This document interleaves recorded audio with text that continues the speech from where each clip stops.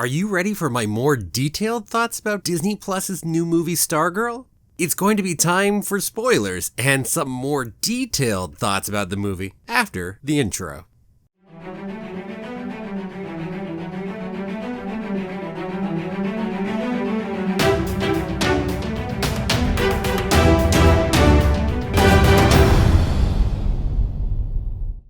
Well, hello there.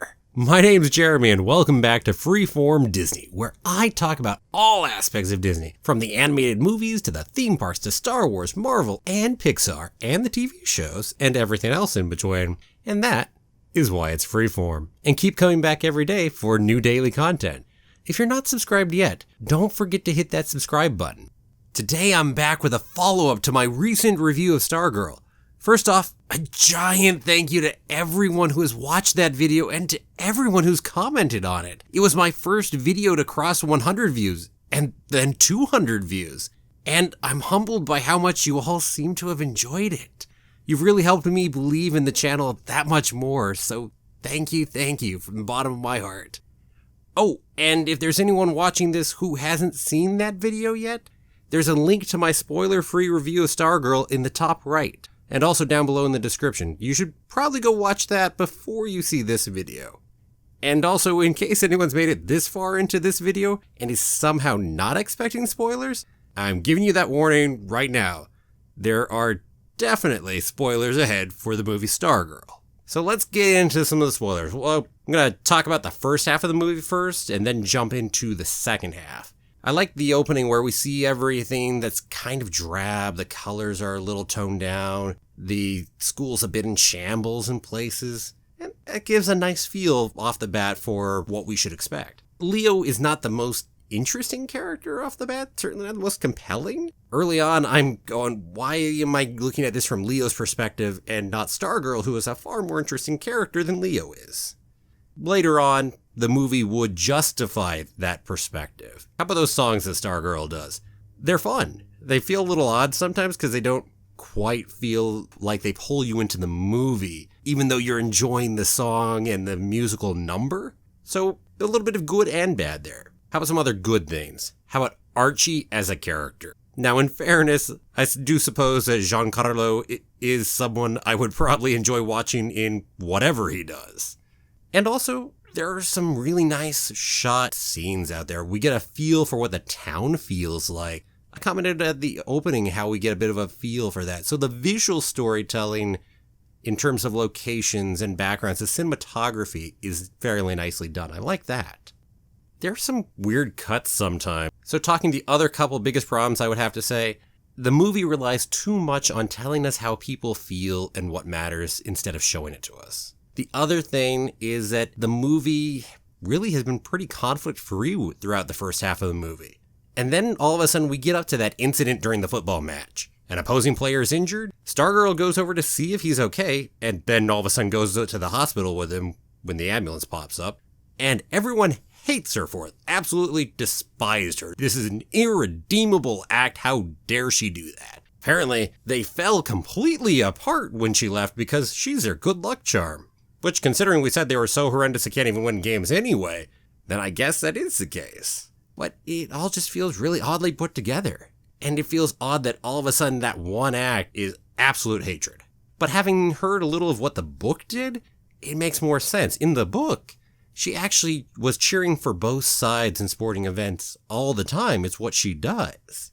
And frankly, people were starting to get annoyed with her because of that. So this is more just like the final straw that broke the donkey's back, rather than the only straw that they ever had any problem with her whatsoever. Which is why the movie doesn't work on it, and I would think the book would. Okay, there was a lot of negativity in there, I grant.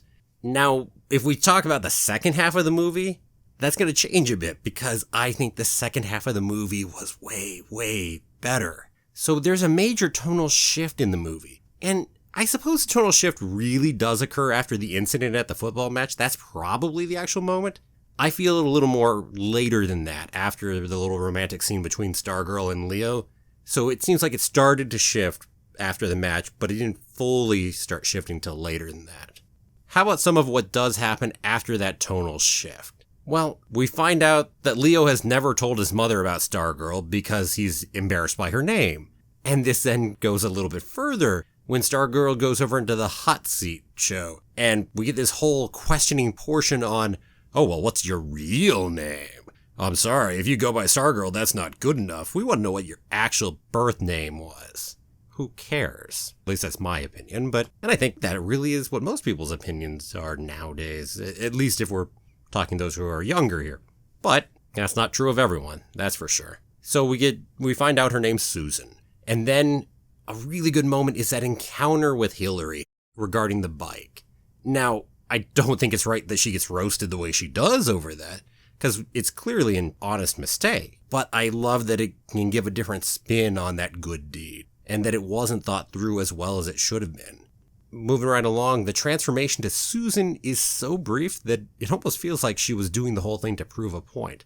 Now, I don't think that's really the case, especially based on the book, which apparently it happened over a longer period of time there. In the car, going off to the contest, I love the moment where there's a selfie taken that she takes of the two of them, and just seeing how fake that smile was as she just drops her face right back to being impassive and really a little out of it. Now, the moment that I was really pulled back into the movie, that's Stargirl's speech at the contest. I was invested in. After all, part of what makes a flower beautiful is the time it took to grow, right? So hey, I made it to the movie far enough for that to actually matter, right? Well, anyway, we get back afterwards, after that really good speech. And the conflict between Stargirl and Leo was really well done. You see that Leo just doesn't get it. He thinks, you're Susan. That's who you are. He only sees what he wants to see. He can't see that that was Stargirl's speech, that she is Stargirl. He has to make her into something that is acceptable to him. And I love Stargirl's strength in that situation to be able to be herself and be willing to drop Leo in what, frankly, is otherwise clearly not a healthy relationship. And characters matter again. Remember how I commented the best friend and the mother really didn't matter that much as characters in the first half? Well, here in the second half, they do. They're integral. In Kevin, we see even the little things that matter in their relationship that help show us what kind of a deep relationship they have. The conversation between Leo and his mother is heartfelt. It's touching.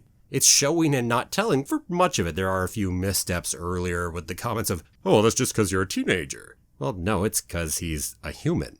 And frankly, how the mother later describes how she's still figuring things out actually contradicts that earlier statement and makes what really is correct, which is really just that you're human and we are always figuring out who the heck we are. And that's a good case of really back to that showing and not telling kind of idea. We get to the dance. And really, I was worried that it was going to be this cliche of them getting back together between the characters. And I mean, especially because of the first half and how it felt, I think that led to me worrying more that they would go the cliche route. But they didn't, and I quite enjoyed it. The dinosaur discussion at the end between Archie and Leo, loved that. I loved the point about things not having to be real or magical, that hey, they can be both. Dinosaurs, which roamed the land, back millions of years ago. They seem magical to us in many ways, and they most certainly were real. Love that. Of course, I also love dinosaurs, but I don't think that really has a lot to do with whether I love that discussion or not. And I wish the earlier portion had done a better job of making that point. It really went, I suppose, more for some more of that magical side, but not enough real to it at the same time. And really, I think that was intentionally done because we were seeing the movie from Leo's point of view. It was him remembering things, narrating it, telling us about it. And he's obsessed with Stargirl. He's looking back at things and seeing them as magical. Heck, he thinks she created the rain that one time, as absurd as that is. I think that's why they did it that way. But it really pulled me out of the movie. Hopefully it doesn't do that to everyone. A couple other last things I loved about the movie. Stargirl's office. That was really cool. That was a nice scene. We really got to see how much she cared about every single person individually. I just wish the movie had done a better job of establishing that in the first half of the movie, because it's kind of a revelation that she actually cared to that degree later on. And it made her look much different early on in the movie. It made her a person you couldn't identify with as much. And then, at the end, that the movie was willing to do some of what it did. I'll grant that clearly the book did that and it's taken off of there, but I'm going to just say the movie did it in this case. So not truly having a happy ending. Stargirl moving away. I loved that. I love the shifting off to years later, being able to talk about how they no longer see things for sure how they happen. The stories mix up with myths and myths with stories into legends, and your view of the past gets changed. Our own imperfect memories of the past, right?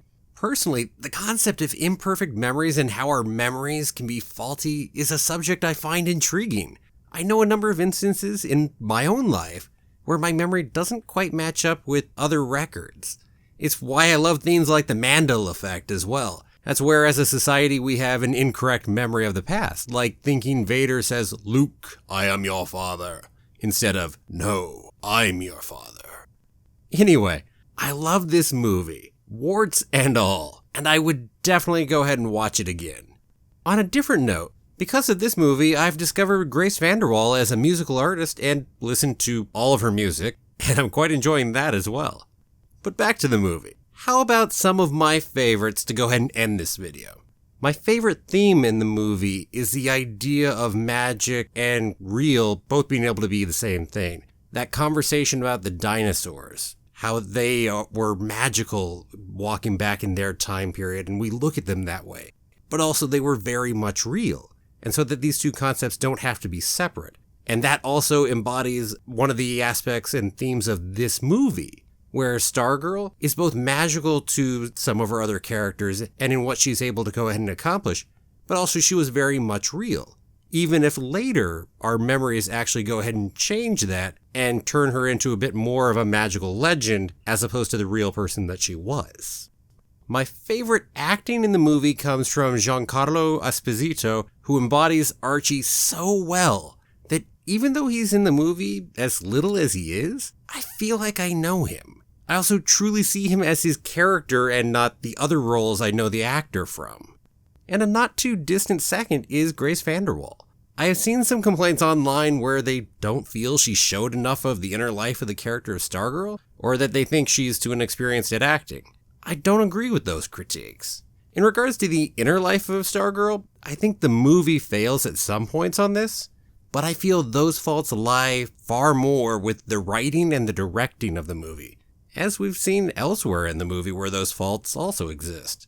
And frankly, I do feel that I got to see some of the inner life of Stargirl from Grace VanderWaal's acting, and I look forward to her later roles.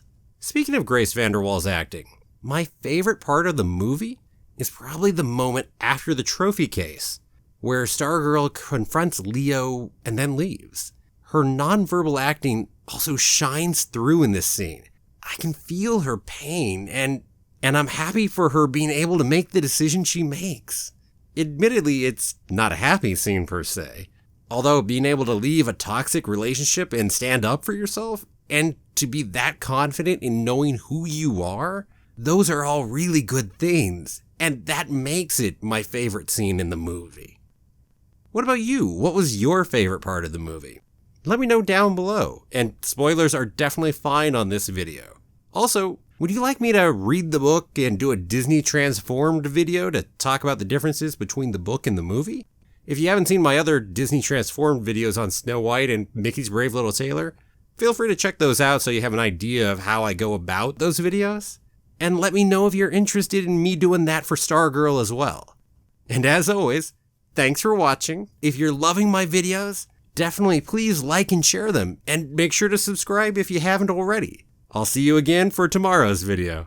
Until then, have a magical day, and may the Force be with you, always.